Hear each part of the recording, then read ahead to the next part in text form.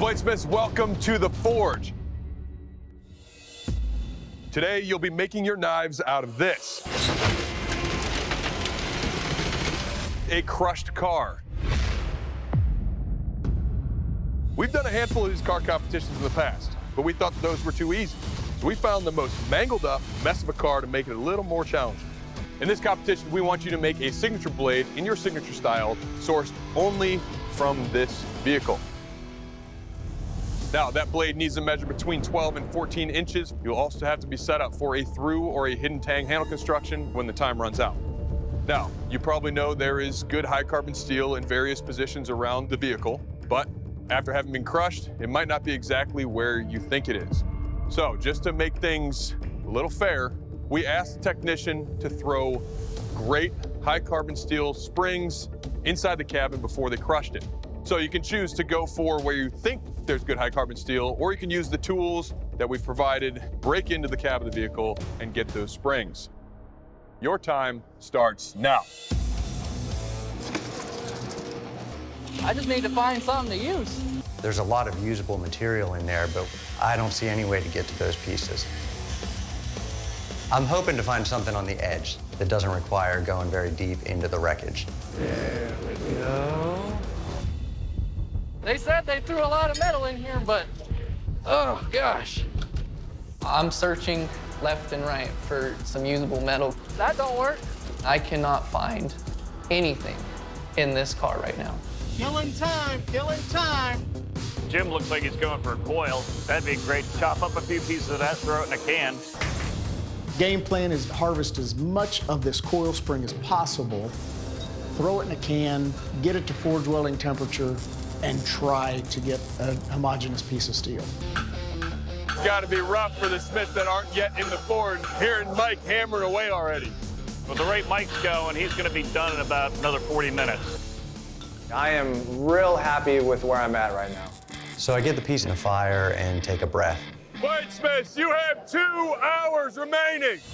Yes! Yeah, boy. There you go. All right, Dylan has found a really, really good piece of spring steel. More than enough to make a blade.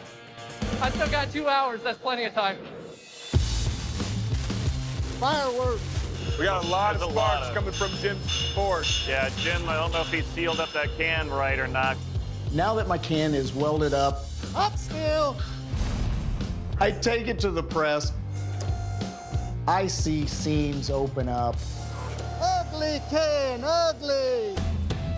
Dylan went from struggle to success. He's at Big Blue, and it looks like he's got a massive canvas of high carbon steel. He can basically turn into anything he wants. Woo! Forging's going pretty good. I'm gonna start on the guard.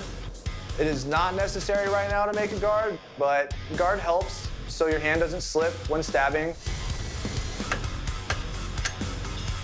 My plan with the guard is to do a hot fit up. Mike's thinking ahead. He's putting a guard on this blade. If we call for a through or hidden tang, chances are you're going to need to put some kind of guard on there.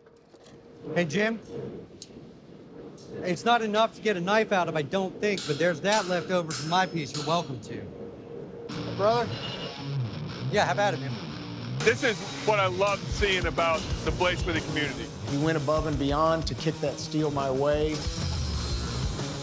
There's possibly not enough steel, so I'm gonna try sand mine. I'm behind the clock. I have to get something done. I need to prioritize getting this knife hard. Mike is quenching the first one in the oil. Woo! I will take that. Dylan already heated up his oil, so he's getting pretty close to a quench as well. Here goes nothing. I think we're good. Bladesmiths, you have 30 minutes remaining. All right, Matthew's in the oil, guys. I don't see any cracks or anything. It's straight as an arrow and hard as a rock. I'm feeling really good. Get in there, get hot. At this point, I know I have a workable sand mine. For Jim having to restart, he's making very, very good speed. I decide I better quench now. Jim is in the oil. Wow. Nice. we're good. I start grinding. Me. That's when I noticed dark seams, and I knew I'm in trouble. 5, 4, 3, 2, 1. Bladesmiths, turn off your machines, put down your tools. This first round is over. Well, Bladesmiths, the time has come for the judges to do their first critique on your blades and decide which 3 of you will be joining us in the second round and who's going to be heading home. And Mike, you are up first, sir. Please present your work. All right, so Mike, I like the profile of your blade. This is a really good idea in the first round, taking that time to make that guard. But getting that fit up dialed in and get this all refined is going to be interesting to watch if you move forward. But all in all, nicely done. Thank you. All right, Dylan, you're up next. Are you ready? Yes, sir. Please present your work. All right, Dylan, your blade profile is nice and wide. I like the curve there, nice for slashing. But what gives me pause is this tang because it rides right in line with the spine. For thrusting, it may not be as comfortable when it's above the handle. But overall, I commend you on your perseverance of looking for the metal, not giving up, and presenting us with a blade. Good job. Matthew, you ready? Yes, sir. Please present your work, bud. Nice work, Matthew. Thank you.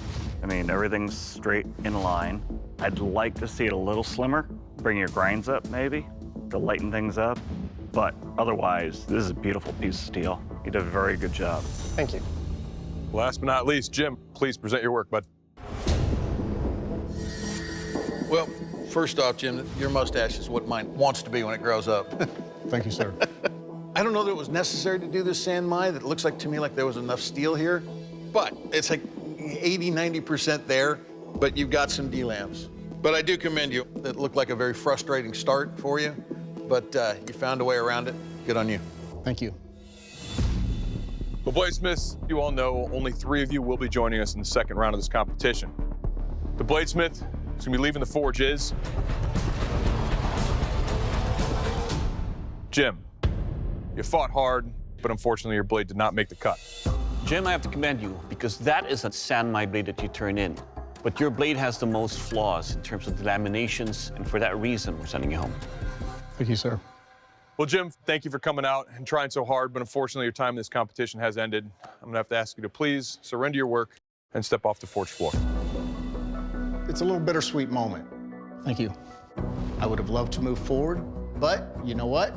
Maybe not $10,000. I got a dime.